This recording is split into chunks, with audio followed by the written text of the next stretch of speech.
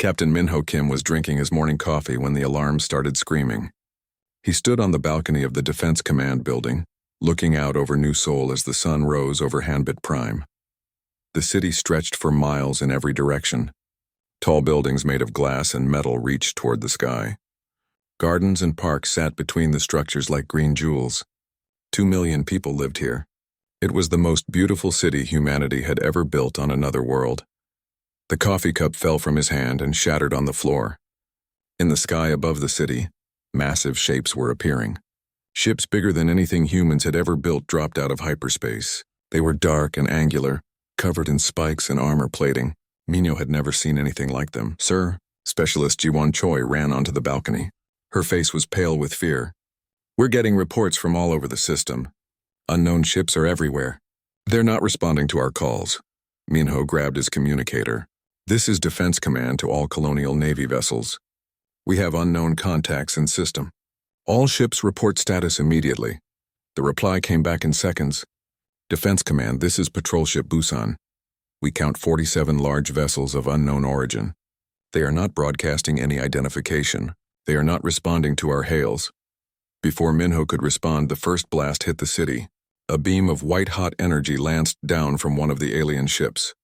It struck the financial district 3 miles away. The entire area simply vanished in a ball of fire and light. The shockwave knocked Minho and Ji-won to their knees. "All citizens of New Seoul," Minho shouted into his communicator. "This is an emergency.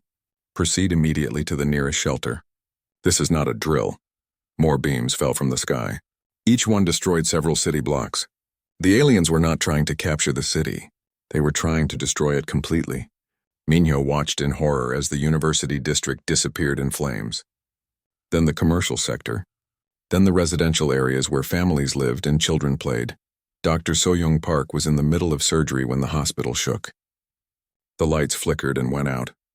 Emergency power kicked in a second later. Through the operating room window, she could see the city burning. "Doctor," a nurse said, "we're getting reports of massive casualties. All doctors are being called to emergency stations." So-young looked down at her patient. The man on the table needed another hour of surgery to live. But outside, thousands of people were dying. She made her choice. "Take him to recovery. Keep him stable as long as you can. I have to go help the others." The hospital corridors were chaos. Injured people poured in through every entrance. Burns covered their bodies. Blood soaked their clothes. Many were children. So-young had worked in war zones before, but this was different. These were not soldiers. These were innocent people who had been shopping or working or playing when death fell from the sky. "How many?" she asked the head nurse. "We don't know. The whole east side of the city is gone." The shelters in sectors 7 through 12 were hit directly. No survivors. So-young closed her eyes for a moment. Sector 9 was where her sister lived with her 2 young children. She pushed the thought away. She had work to do. High above the planet, Admiral Woo Jin Lee watched his fleet die. The Colonial Navy had 12 ships in the Hanbit system. They were good ships with brave crews, but they were explorers and traders, not warships. The alien vessels cut through them like knives through paper. "Sir," his communications officer reported, "we've lost contact with the destroyers Daegu and Incheon. The cruiser Gwangju is reporting critical damage. Order all remaining ships to retreat to the outer system," Woo Jin said. "We cannot help the colony if we're all dead." It was the hardest order he had ever given. Down on the planet, millions of people were dying. But his small fleet could not fight 47 enemy dreadnoughts. All he could do was run and hope that someone somewhere could send help. The bombardment continued for 3 days. The aliens used weapons that turned the air itself into fire. They dropped bombs that melted stone and metal. They fired beams that could cut through a mountain. New Seoul, the pride of human colonization, became a burning wasteland. Ji-won Choi hid in the ruins of the communication center. The building had collapsed around her, but the underground equipment still worked. She had been sending messages to Earth for 2 days. Pictures of the burning city, videos of alien ships destroying everything they could see, records of the slaughter. On the second day, the aliens landed troops. They were tall and thin, covered in dark armor. They carried weapons that could vaporize a human in seconds. But they did not just kill quickly. They hunted down survivors and executed them slowly. They made sure other survivors could see what they were doing. Ji-won recorded it all. Every murder, every act of cruelty, every moment of the alien systematic destruction of human life. She sent it all back to Earth through the quantum communicator. "This is Specialist Jiwan Choi," she whispered into her microphone. "New Seoul is gone. 2 million people lived here 3 days ago. Maybe 300,000 are still alive, hiding in the deep shelters. The aliens are calling themselves the Vorthak. They left a message beacon. They say humanity must surrender or face extinction." She could hear alien voices getting closer. They had found her hiding place. "I'm uploading the final data burst now. Make sure Earth sees this. Make sure they know what happened here. Make sure they know what these things are capable of." The wall exploded inward. 3 Vorthak soldiers stepped through the hole, their weapons ready. They looked at Jiwan with eyes that showed no emotion, no mercy. "Tell your leaders," one of them said in broken human language. "Your kind will burn. Submit or die." Jiwan looked directly into her camera. "This is the last transmission from New Seoul. Remember us. Remember what they did to us. And make them pay." The transmission ended. 3 days later, the Vorthak ships left orbit. Behind them, New Seoul burned. The greatest city humanity had ever built beyond Earth was now ash and rubble. Of 2,300,000 people, only 340,000 survived in the deepest shelters. But Specialist Jiwan Choi had done her job. Every moment of New Seoul's destruction, every act of Vorthak cruelty, every image of human suffering had been transmitted across the galaxy. The message reached Earth in hours. It reached every human colony in days. The Vorthak thought they had taught humanity a lesson about fear. They thought the destruction of one city would make the humans surrender. They were wrong. The first city had burned, but it would not be the last. The footage reached Earth in the middle of the night. President Yoon Ji-song was pulled from her bed by her security team. They brought her to the Situation Room deep beneath the Capitol building. The room was full of military officers and government officials. All of them looked like they had seen a ghost. "Show me," she said. General Tae-hyung-yoon pressed a button. The wall screen came to life. President Song watched 3 days of horror compressed into 20 minutes. She saw New Seoul burning. She saw children running from falling fire. She saw alien soldiers executing civilians. She saw the greatest human city beyond Earth reduced to ash and death. When it ended, the room was silent. President Song stood up slowly. Her hands were shaking, but her voice was steady. "How many?" she asked. 2 million dead, Madam President. Maybe more. The survivors are still in the deep shelters. We've lost contact with the planet, and the aliens, they call themselves the Vorthak. They left a message. They want humanity to surrender or they'll destroy every human world. President Song looked around the room. These were the leaders of humanity, generals and admirals, scientists and politicians. All of them were waiting for her to tell them what to do. "Gentlemen and ladies," she said, "they made a mistake. They think this will make us afraid. They think we'll surrender to save our other worlds. They don't understand what they have done." She turned to Fleet Admiral Hyun-woo Nam. "Admiral, I want every ship we have, every weapon, every soldier. I want them ready for war within the week." "Madam President," Admiral Nam said carefully, "we're talking about fighting an unknown enemy with superior technology. They destroyed a colonial Navy squadron without losing a single ship." "Admiral," President Song's voice was cold as space, "they murdered 2 million civilians. They burned children alive. They executed families for sport. I don't care if they have ships the size of moons. I don't care if they have weapons that can crack planets. We're going to make them pay for what they did." She pressed the communication button that connected her to every human world in the galaxy. "Citizens of humanity, 3 days ago, the world of Hanbit Prime was attacked without warning. The city of New Seoul was destroyed. 2 million of our brothers and sisters are dead. The aliens responsible have demanded our surrender." President Song paused. In homes and offices across human space, people stopped what they were doing to listen. "We will not surrender. We will not negotiate. We will not show mercy to those who showed none to our children. Today, humanity goes to war. May God help anyone who stands in our way." Dr. Young-Soo Kang had spent his career building tools for peace. His laboratories created the machines that terraformed worlds and moved asteroids. His designs helped humans spread across the galaxy. Now he was being asked to build weapons. "How quickly can we convert the industrial platforms?" Admiral Nam asked. "The asteroid mining platforms can be modified in 6 weeks," Dr. Kang replied. Their particle accelerators are already powerful enough to crack small moons. We just need to focus the beams. And the terraforming ships? Their atmospheric processors can be turned into chemical weapons. Their geological hammers can become planet crackers. Give me 3 months and I'll give you weapons that will make the Vorthak wish they had never heard of humanity. Around the solar system, the great industrial platforms that fed human civilization began to change. Mining lasers that could strip asteroids became weapons that could vaporize ships. Cargo haulers that moved supplies between worlds became troop transports. Terraforming equipment that could reshape planets became instruments of war. Captain Minho Kim stood in the hospital on Earth, looking down at the survivors of New Sol. These were the lucky ones. They had been in the deepest shelters when the bombardment began. They had lived through 3 days of hell. Now they were safe, but their eyes showed the horror they had seen.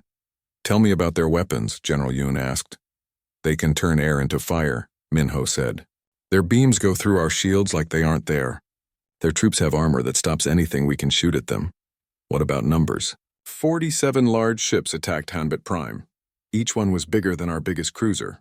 They moved like they were built for war, nothing else. Dr. So-young Park sat at another bed, holding the hand of a little girl who had lost her parents. The child was only 6 years old. She had burns covering half her body, but she was alive, and that was what mattered.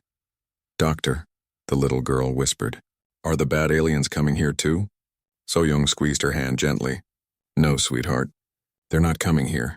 We're going to make sure they never hurt anyone again. She meant it. In the weeks since New Sol burned, something had changed in humanity. The old divisions between Earth and the colonies were forgotten. The political arguments that had split human space for decades simply disappeared. Every human world, every space station, every ship in the void was united by one goal: revenge. The Vorthak had made their first mistake when they attacked New Sol, but their second mistake was worse. They had assumed that humans were like them. They thought that fear would make humanity surrender. They didn't understand that fear could also make humanity angry. Engineer Sun-Mi Kwan worked 18 hours a day in the secret shipyards beyond Neptune. Around her, thousands of workers built ships unlike anything humanity had ever created before. These were not exploration vessels or cargo haulers. These were weapons designed for one purpose: killing Vorthak. How many do we have ready? Admiral Nam asked during his daily inspection. 200 so far, Sun-Mi replied. Another 600 will be ready within the month. They're not pretty, Admiral, but they'll do the job. The ships were ugly, covered in armor and bristling with weapons. They had no luxury quarters or observation decks. Every cubic meter was devoted to engines, shields, and guns. They were built by people who had seen the footage from New Sol, people who had watched children burn and families die, people who wanted nothing more than to kill the aliens responsible. What about the new fighters? Captain An's squadron is testing them now. The neural interfaces work perfectly. Our pilots react 3 times faster than normal. The Vorthak won't know what hit them. High above Earth, Captain Seok-jin An flew his new fighter through a series of combat maneuvers. The neural interface connected his mind directly to the ship's systems.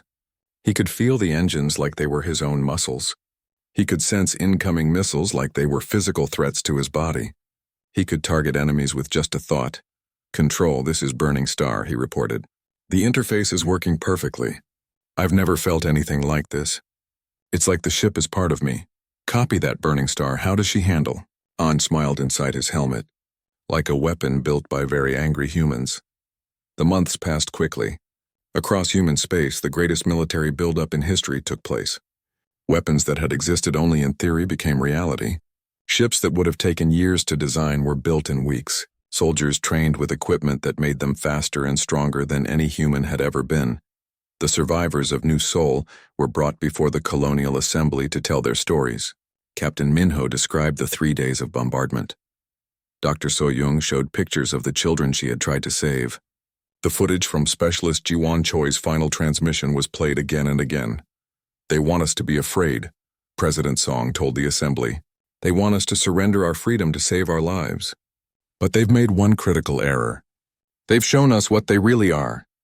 They are not conquerors seeking tribute. They are not warriors seeking honor. They are murderers who kill for pleasure. And humanity does not negotiate with murderers. The vote was unanimous. Every human world, every colony, every space station committed to the war effort. Resources that had been spent on exploration and trade were redirected to building weapons. Factories that had made consumer goods began producing ammunition. Research stations that had studied alien cultures began developing ways to kill aliens. 6 months after New Sol burned, humanity was ready. The largest fleet in human history assembled beyond the orbit of Pluto. 2,400 ships built for war and crewed by people who had seen what the Vorthak were capable of. Ships that carried weapons designed by the angriest engineers in the galaxy. Ships that carried soldiers trained by the most vengeful instructors humanity could find. Admiral Nam stood on the bridge of his flagship, the dreadnought Vengeance of Hanbit. Around him, his crew prepared for the jump to hyperspace. These were not the same humans who had watched New Sol burn 6 months ago. They were harder now, angrier. They had been forged by tragedy into something the galaxy had never seen before. All ships report ready for jump, his communications officer announced. Signal the fleet, Admiral Nam ordered. Operation Burning Sky is now active. Today we begin to repay the debt they owe us. Today we show the galaxy what happens when someone decides to murder human children. The fleet vanished into hyperspace, carrying with it the fury of an entire species. The Vorthak had taught humanity that mercy was weakness. Now humanity was going to return the lesson. The Vorthak stronghold at Kethmore had never been attacked.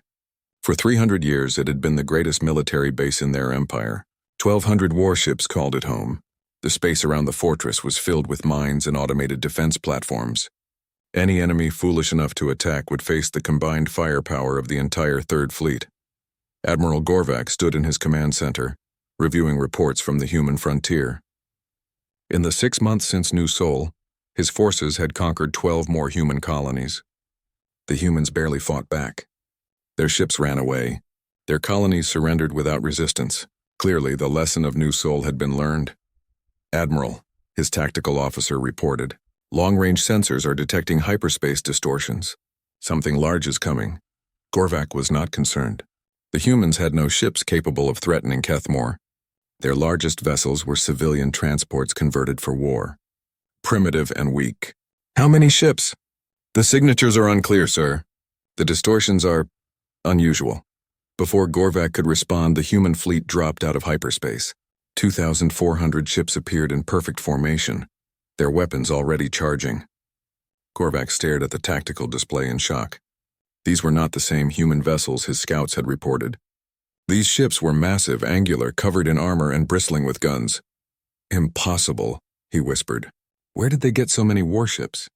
Commander Jihyo Han stood on the bridge of the Vengeance of Hanbit, watching the Vorthak fleet scramble to respond. The alien ships were impressive, she had to admit. Large and powerful, with weapons that could devastate worlds. But they were built for conquest, not war. They were designed to intimidate civilians and destroy cities. They were not ready to fight an enemy that could fight back. All ships, this is Admiral Nam. The fleet commander's voice rang through the communications. Today we avenge New Sol. Today we show these murderers what humanity is capable of when pushed too far. Fire at will. The space around Kethmore erupted in light and fury. The human fleet opened fire with weapons the galaxy had never seen before. Particle beams that had once moved asteroids now carved through Vorthak shields like paper. Kinetic accelerators that had launched colony ships now fired tungsten projectiles at speeds that turned matter into energy. Commander Han watched her ship's main gun charge up.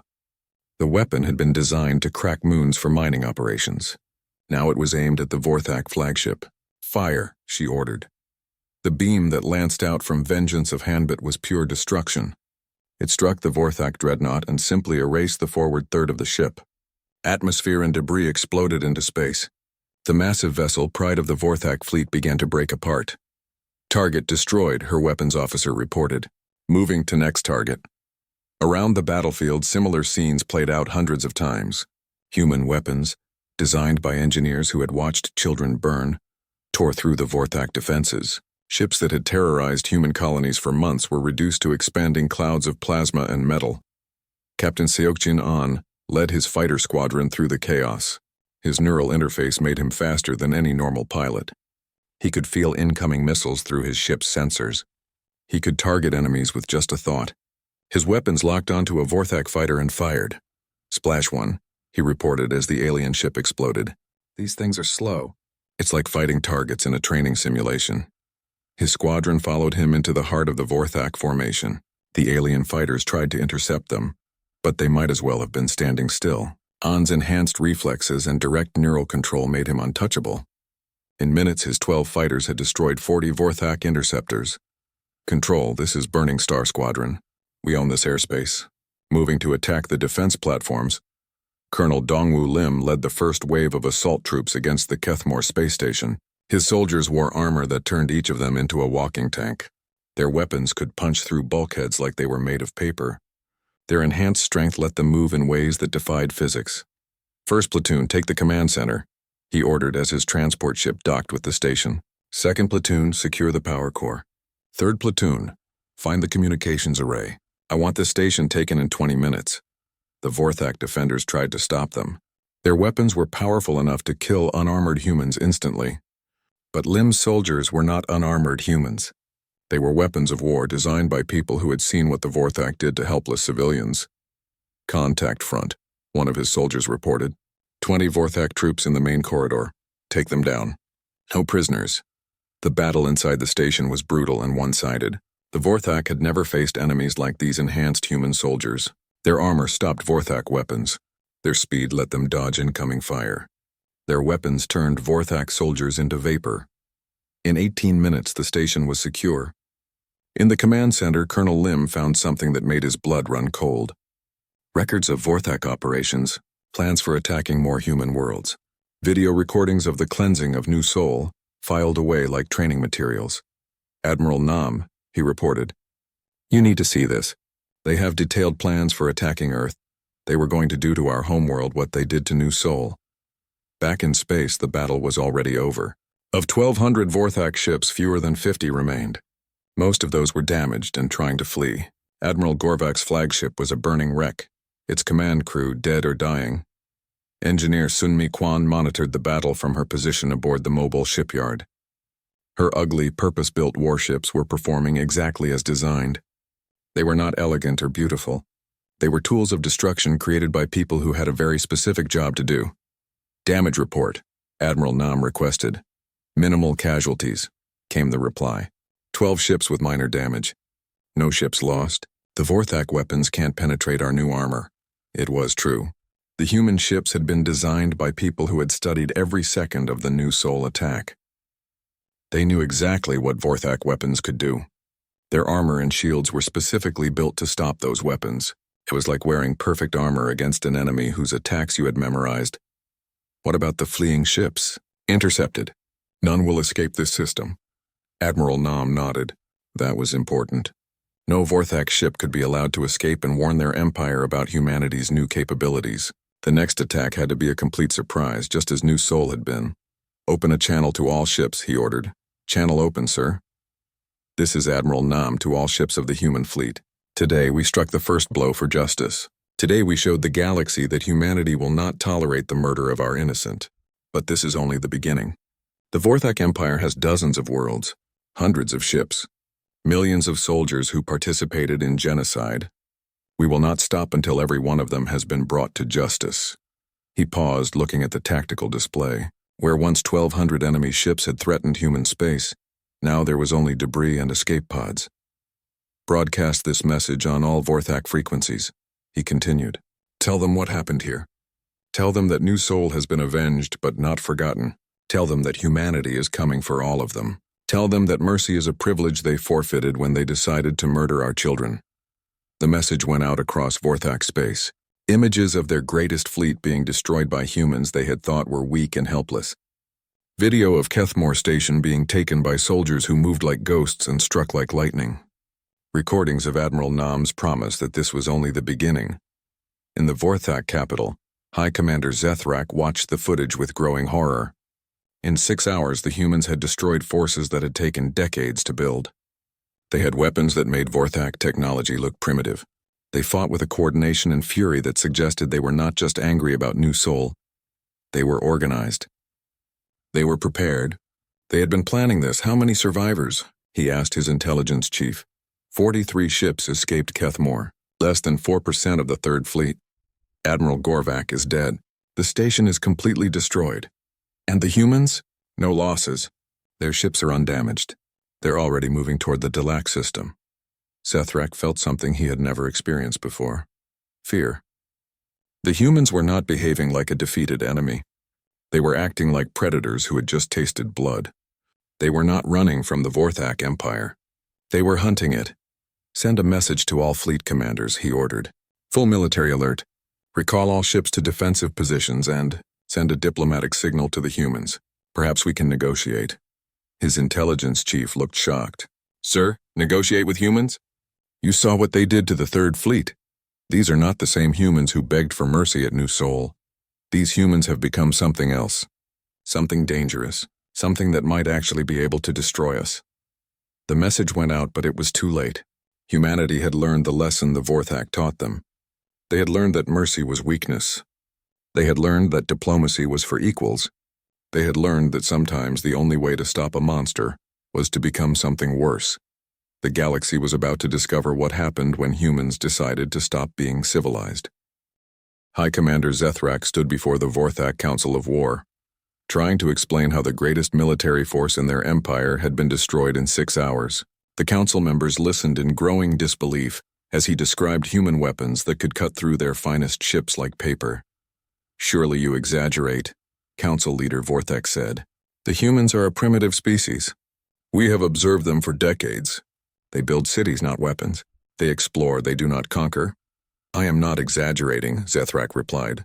Kethmore is gone. The Third Fleet is gone. Admiral Gorvak is dead. The humans have weapons we did not know existed. Then we will build better ships, another council member declared. We will recruit more soldiers. The humans got lucky once. It will not happen again. Zethrak activated the holographic display. The tactical recording of the Kethmore battle played in the center of the room.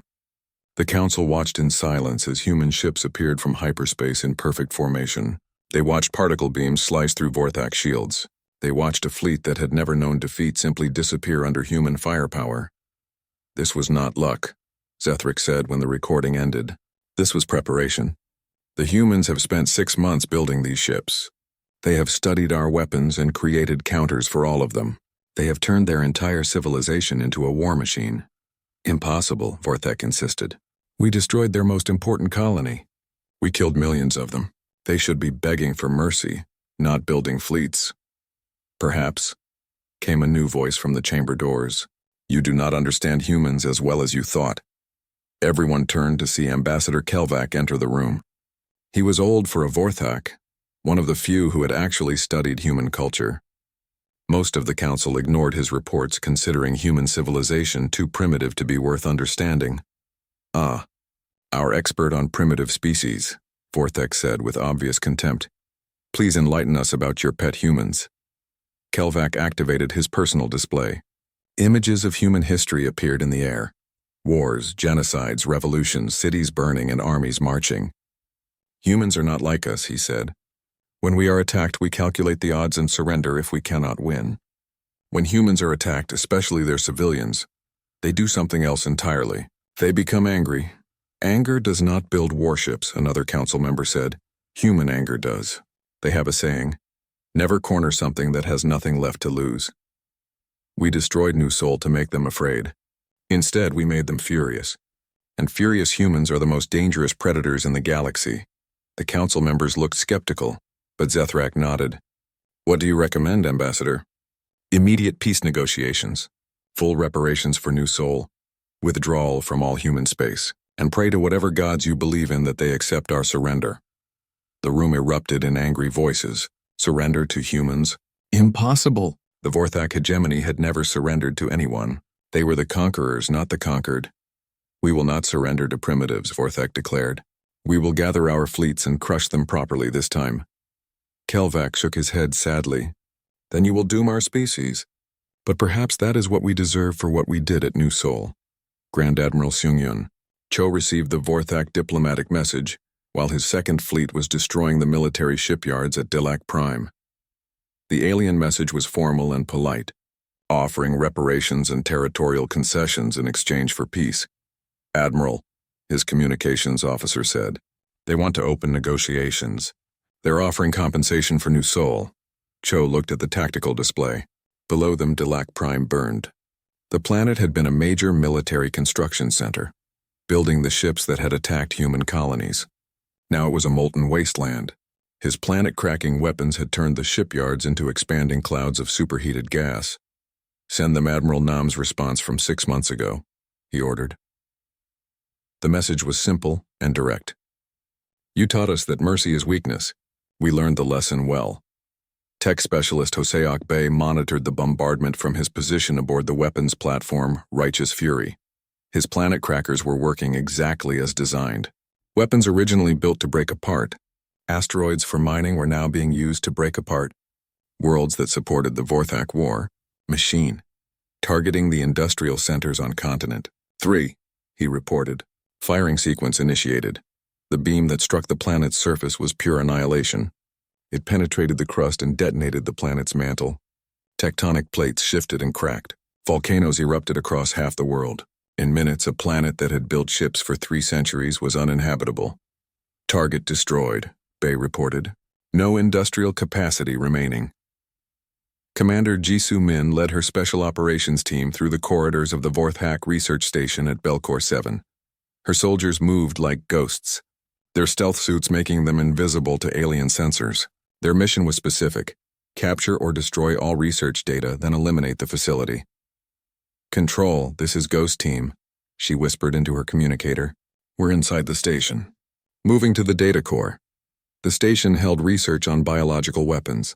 According to captured Vorthak files, they had been developing diseases specifically designed to kill humans, plans to poison human worlds, schemes to make entire colonies uninhabitable. All of it was carefully documented, filed away for future use. "Data core located," one of her team members reported. Downloading everything. Min watched the transfer progress. Terabytes of information flowed into their portable drives, evidence of Vorthak War crimes, proof that New Sol had only been the beginning. Plans to exterminate humanity completely. Download complete. Setting charges. The team moved quickly through the station, placing explosives at key structural points. When they were finished, the research station would become an expanding cloud of debris. All the biological weapons research would be destroyed. All the scientists responsible for designing human-killing diseases would be dead. Ghost Team to control. Package delivered. Exiting in 30 seconds, the explosion lit up the Belcor system like a new star. Another Vorthak facility erased from existence. Another step toward justice for New Sol. Medical Officer Yuna Shin worked in the captured files from dozens of Vorthak worlds. As humanity's fleets advanced deeper into alien space, they recovered more and more evidence of Vorthak crimes, not just against humans but against dozens of other species. "Admiral Nam," she reported during her weekly briefing, "we've uncovered systematic genocide programs targeting 17 different species. The Vorthak have been exterminating entire civilizations for over 2 centuries. Admiral Nam studied the evidence with growing disgust. Images of burned cities on alien worlds, records of mass executions, scientific studies on the most efficient ways to kill different species. The Vorthak were not just humanity's enemies. They were the enemies of all intelligent life. How many species have they completely destroyed? At least 12 that we can document. Entire planets stripped of life. Entire cultures erased from existence. They keep records of everything, like they're proud of what they've done. Make sure all allied species receive copies of these files," Nam ordered. "The galaxy needs to know what the Vorthak really are." The evidence spread quickly through galactic communication networks. Species that had considered the human Vorthak War to be a local conflict suddenly realized the scope of Vorthak crimes. Worlds that had stayed neutral began offering support to humanity. The Vorthak, who had always claimed to be bringing order to the galaxy, were revealed as genocidal monsters. On the Vorthak homeworld of Vorthak Prime, High Commander Zethrak read the latest battle reports with growing despair. The humans had destroyed 14 major military installations in the past month. Their fleets moved through Vorthak space like unstoppable storms of destruction. Every attempt to negotiate was ignored. "Every offer of surrender was rejected, sir," his aide reported. "The humans have entered the Korvax system. They're demanding the surrender of the 5th Fleet." And Admiral Korvac's response? "He refuses to surrender. He says Vorthak warriors do not flee from primitives." Zethrak closed his eyes. Admiral Korvac was a good officer, but he still did not understand what they were facing. The humans were not primitives anymore. They had become something else, something that killed with the efficiency of machines and the fury of gods. How long until the battle begins? The humans have given him 1 hour to surrender. They say if he refuses, they will destroy every ship in the system. He will refuse, Zethrak said sadly, and then we will lose another fleet. Exactly 1 hour later, the Korvax system erupted in fire and light. The human fleet, led by Grand Admiral Cho, encountered 800 Vorthak warships defending the system. The battle lasted 47 minutes. When it ended, no Vorthak ships remained functional. The message that went out across the Vorthak Empire was simple. This is what happens to those who refuse to surrender. This is what happens to those who participated in genocide. This is what happens to those who thought mercy was weakness. In the deepest bunkers of Vorthak Prime, the Council of War finally admitted the truth. They were losing. Not just battles or systems, but the entire war. The humans had become something beyond their understanding. A species transformed by rage into the ultimate predators. We must surrender. 5 years had passed since New Sol burned. The Vorthak hegemony was gone, replaced by the Vorthak Protectorate. Their warships had been scrapped. Their weapons had been destroyed. Their military leaders sat in human prisons, serving life sentences for crimes against intelligent life. General Subin O walked through the former capital city of Vorthak Prime, now renamed Peace City. The towering spires that had once housed the Council of War were now schools and hospitals. The military academies that had trained genocidal soldiers were now farms and workshops. The Vorthak who remained learned peaceful trades under human supervision. General, her aide reported, the monthly production reports are ready for review. O took the data pad and scanned the numbers. Agricultural output was up 12%. Manufacturing of civilian goods had increased by 8%. Crime rates remained at near zero levels. The former masters of the galaxy were learning to be productive members of civilized society. Any problems with the transition councils?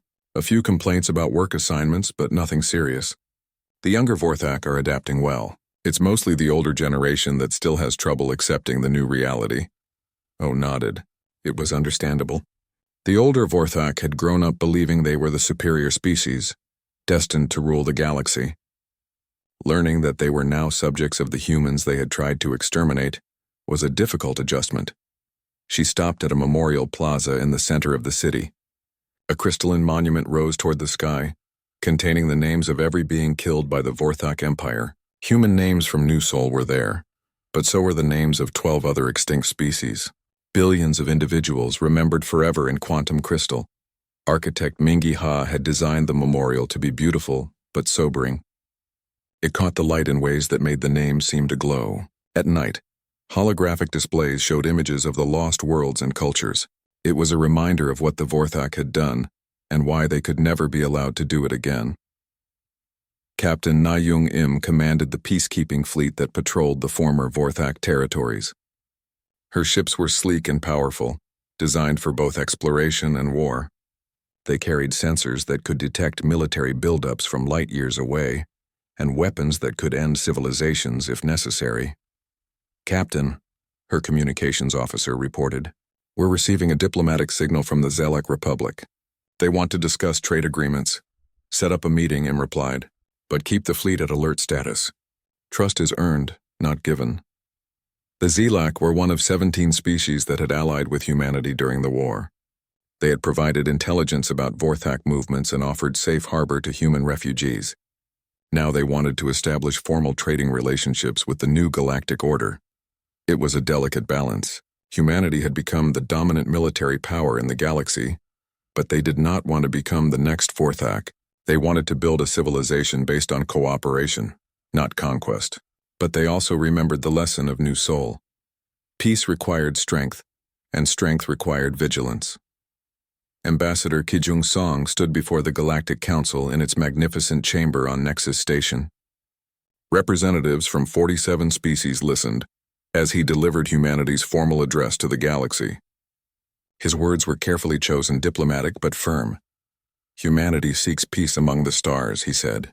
We hope our neighbors choose wisdom over aggression, cooperation over conquest. We offer our friendship to all species willing to respect the rights of others. He paused, looking around the chamber. Every representative present knew about the HFY War. They had seen the footage of human fleets reducing entire star systems to debris. They understood the implication behind his polite words. However, Ambassador Song continued, "Let there be no misunderstanding. Humanity will not tolerate genocide. We will not allow the strong to prey upon the weak. We will not permit the murder of innocents. The galaxy has seen what happens to those who choose cruelty over mercy. We hope such demonstrations will never be necessary again." The chamber was silent. Several representatives shifted uncomfortably in their seats. The Krathan delegate, whose species had a history of aggressive expansion, seemed particularly thoughtful. The message was clear. The galaxy had new rules enforced by new guardians. On Hanbit Prime, where New Seoul once stood, Dr. Soyoung Park ran the new memorial hospital. The building was constructed on the exact site where New Seoul General had been destroyed 5 years earlier. It served both humans and aliens, treating patients with equal care regardless of species. "Doctor," a young Vorthak nurse said, "the patient in room 7 is asking for you." Soyoung walked down the corridor, past rooms filled with recovering patients. Humans worked alongside former enemies, healing instead of harming. It was not easy for either species. Many humans still felt anger when they saw Vorthak faces. Many Vorthak still struggled with shame over what their empire had done. In room 7, she found an elderly Vorthak male recovering from surgery. He looked at her with eyes that showed both gratitude and confusion. "Why?" he asked in broken human language. "Why do you help us? After what we did to your people?" Soyoung sat down beside his bed. It was a question she heard often. Why did humans show mercy to those who had shown none? Why did they heal those who had tried to destroy them? "Because someone has to break the cycle," she said. "Someone has to choose to be better than their enemies. We could have destroyed your entire species. We could have done to all your worlds what you did to New Seoul, but that would have made us no better than you were." The old Vorthak was quiet for a long moment. "But you made us pay for our crimes." "Yes," Soyoung agreed. "Justice and mercy are not the same thing. Your leaders are in prison. Your military is gone. Your empire is finished. But your children will grow up in a galaxy where might does not make right, where the strong protect the weak instead of preying on them." She stood up and checked his medical chart. "You're healing well. You should be released in a few days. And then you go home to your family. You live a peaceful life. You remember what happened here. And you make sure it never happens again." In the memorial plaza outside, visitors from across the galaxy came to see the monument to the victims of the Vorthak Empire. School children learned about the cost of hatred. Diplomats remembered why peace was precious. Soldiers understood what they were sworn to protect. The crystal spire caught the afternoon light and threw rainbows across the plaza. At its base, fresh flowers were placed every day by humans and aliens alike. Names were read aloud by volunteers. Stories were told of the lost cultures and vanished worlds. Captain Minho Kim, now retired from the Colonial Defense Force, led tours through the memorial. He had survived New Seoul's destruction and lived to see justice done. His wife and children had not been so lucky, but their names were carved in the crystal forever. "This is why we remember," he told a group of young visitors. "Not for revenge, but for responsibility. We remember so that we never forget the cost of hatred. We remember so that we never become the thing we fought to destroy." A young human boy raised his hand. "Will there be more wars, Mr. Kim?" Minho looked out at the peaceful plaza, where humans and aliens worked together to tend the memorial gardens. In the sky above, Captain Im's peacekeeping fleet maintained its watchful patrol. On distant worlds, General O's administrators helped former enemies build better lives. "I hope not," he said. "But if there are, we'll be ready. We'll always be ready to protect the innocent. That's what humans do. That's who we are." As the sun set over Hanbit Prime, the memorial spire began to glow with its own inner light. Holographic images of the lost worlds appeared in the air above the plaza. Children who had never known war played in gardens built where a city had once burned. Families of different species shared meals and stories. The galaxy was not perfect. There were still conflicts and tensions. There were still species that looked at humanity's power with envy or fear, but there was also something new. The knowledge that someone was watching. Someone remembered. Someone cared about the innocent. The first city had burned, but from its ashes had risen something greater than what was lost. Not just a new city or a new world, but a new kind of civilization. One where the strong protected the weak, where justice followed mercy, where the memory of the dead ensured the safety of the living. And in the depths of space, human ships continued their eternal patrol, silent guardians carrying weapons that could crack worlds and the wisdom to know when not to use them. They carried the names of the dead and the hopes of the living. They carried the promise that never again would innocence burn while others looked away. The galaxy had learned the lesson of new soul. It had learned what happened when someone decided that mercy was weakness. It had learned that humanity remembered everything, forgave carefully, and forgot nothing at all.